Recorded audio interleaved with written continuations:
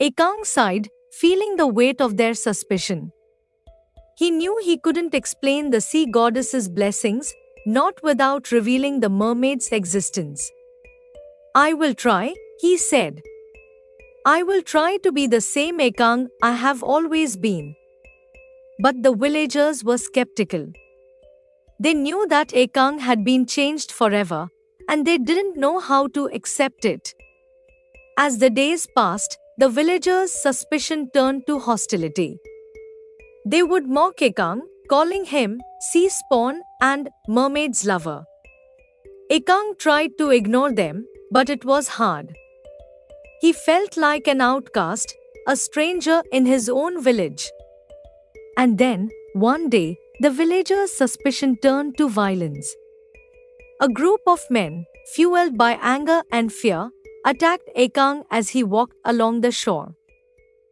As Ekang struggled to regain the villagers' trust, a new challenge emerged from the depths of the ocean.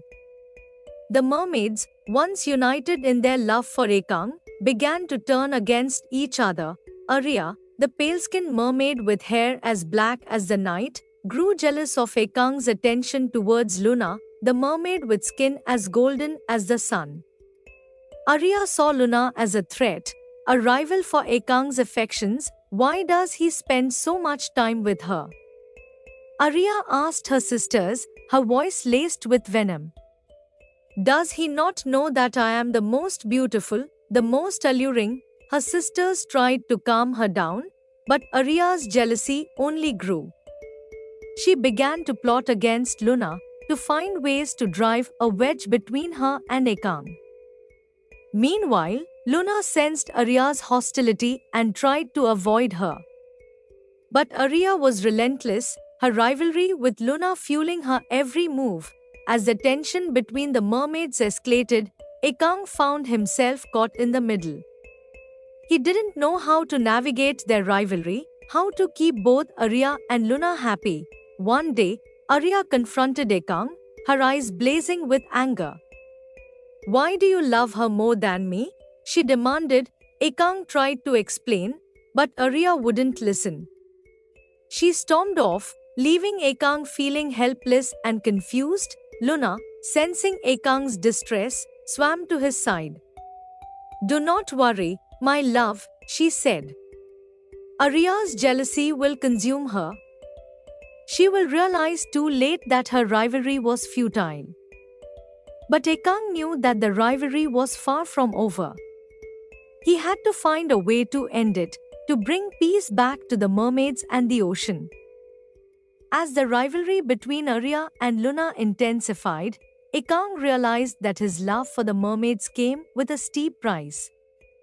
The ocean, once a symbol of freedom and joy, had become a source of stress and anxiety. Arya's jealousy had turned toxic, poisoning the waters and affecting the other sea creatures.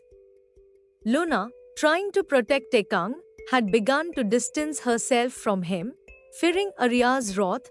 Ekang knew he had to act, but he didn't know how.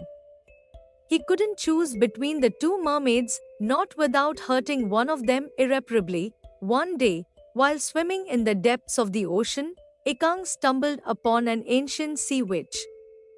She gazed at him with wise, knowing eyes and asked, "What is the price you are willing to pay for love?" Ekang hesitated, unsure of the answer.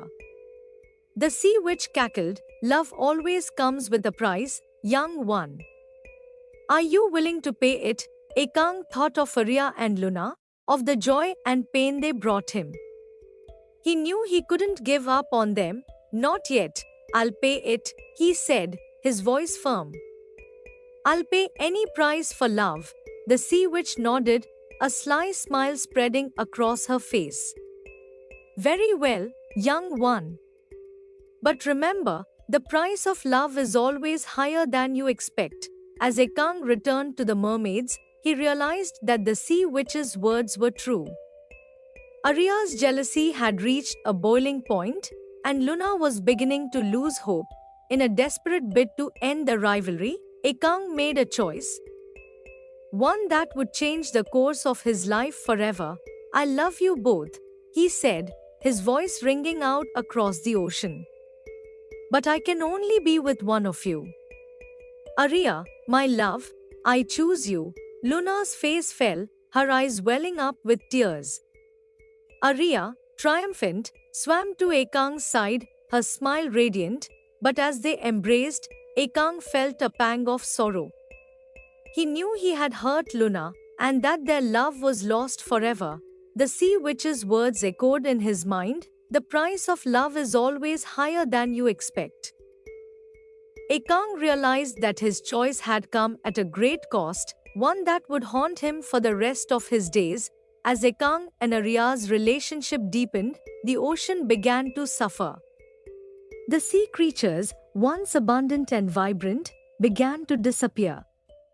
The coral reefs, once teeming with life, turned white and barren. Luna, heartbroken and angry, realized that Ekang's choice had come at a terrible cost.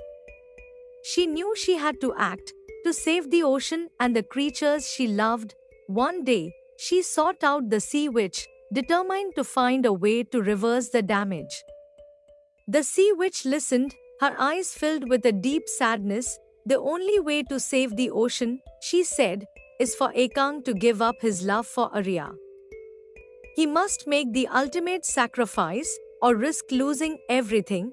Luna knew it wouldn't be easy. She went to Ekang, her heart heavy with emotion. Ekang, my love, she said. I know you chose Arya, but I implore you, reconsider. The ocean is dying, and only you can save it. Ekang, torn between his love for Arya and his duty to the ocean, hesitated. Arya, sensing his doubt, clung to him, her grip like a vice. No, Ekang, she said. I won't let you go. I'll never let you go. But Ekang knew what he had to do. With a heavy heart, he pushed Arya away, his voice firm. I'm sorry, Arya. I love you, but I love the ocean more. I'll give you up, if it means saving the sea and all its creatures.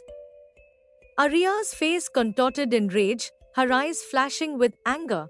You fool, she spat. You'll regret this. You'll never be happy without me. But Ekang stood firm, his resolve unwavering. He knew he had made the ultimate sacrifice, one that would haunt him forever. As he turned away from Arya, the ocean began to heal. The sea creatures returned, the coral reefs regained their vibrancy, and the waters cleared. Luna, watching from afar, smiled, her heart filled with pride. Ekang, my love, she said. You've done it. You've saved the ocean. But Ekang knew the cost had been high. He had lost Arya, and with her, a part of himself. He swam to Luna, his eyes filled with tears. I've paid the price, he said. I've made the ultimate sacrifice. But was it worth it? Luna's smile faltered, her eyes filled with sadness. I don't know, Ekang, she said. Only time will tell. Ekang's legacy lived on, inspiring generations of ocean stewards. His story was told and retold, a reminder of the power of love and sacrifice. As the years passed, the ocean began to heal. The coral reefs flourished, and the sea creatures returned. The villagers, once again, lived in harmony with the sea. Luna, now an old mermaid, would often swim to the surface, gazing out at the vast expanse of water. She remembered Ekang, her love, her friend, and smiled. One day, a young boy, curious and adventurous, approached Luna. Tell me about Ekang, he asked, his eyes wide with wonder. Luna smiled, her eyes shining with tears. Ekang was a hero, she said. He saved the ocean, and in doing so, saved himself. The boy listened, entranced, as Luna told the story of Ekang's journey. As the sun dipped below the horizon, Luna vanished into the depths, leaving the boy to ponder the legacy of the sea. The boy grew up, inspired by Ekang's story, and became a guardian of the ocean.